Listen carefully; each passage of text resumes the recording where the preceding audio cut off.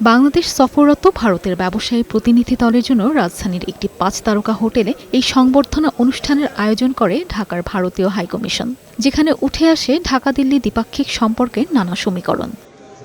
অনুষ্ঠানে ঢাকায় নিযুক্ত ভারতীয় হাইকমিশনার দীনেশ ত্রিবেদী স্পষ্ট করেন, বর্তমান প্রধানমন্ত্রী জনগণের প্রধানমন্ত্রী এবং তাকে ভারতের রাষ্ট্রীয় সফরের জন্য আনুষ্ঠানিক আমন্ত্রণ জানানো হয়েছে। অতীতে টানাপোড়েন থাকলেও তা পিছনে ফেলে পারস্পরিক নিঃস্বার্থ বিশ্বাসের ভিত্তিতে নতুন ভবিষ্যৎ করার আহ্বান জানান তিনি।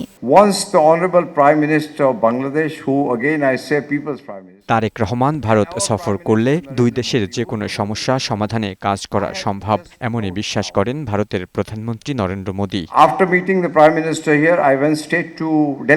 বর্তমান সরকারের সবার আগে বাংলাদেশ স্লোগানের প্রতি ভারত শ্রদ্ধাশীল বলে মন্তব্য করেন হাইকমিশনার। তিনি আরও জানান, অর্থনৈতিক অগ্রগতির ক্ষেত্রে ভারত ও বাংলাদেশ উভয়ের জন্য সমান ও অন্তর্ভুক্তিমূলক উন্নয়ন চান নয়াদিল্লি। সবার আগে বাংলাদেশের বর্তমান সরকার সবার আগে বাংলাদেশ স্লোগান নিয়ে কাজ করছে। ভারতও একই কথায় বিশ্বাসী। অতীত ভোলার প্রয়োজন নেই, তবে নতুন ভবিষ্যৎ নিয়ে চিন্তা করার সুযোগ রয়েছে।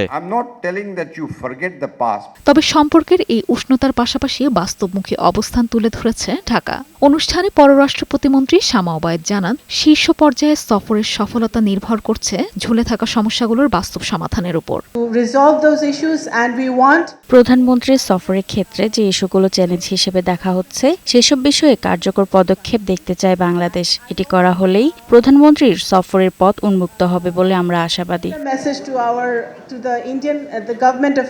সংশ্লিষ্টরা মনে করছেন, দুই দেশের মধ্যে বিভিন্ন স্পর্শকাতর ইস্যু থাকলেও খোলামেলা আলোচনা ও রাজনৈতিক বোঝাপড়ার মাধ্যমে সম্পর্ককে অনন্য উচ্চতায় নিয়ে যাওয়া সম্ভব। মেরিন আমিন, বৈশাখী সংবাদ, ঢাকা।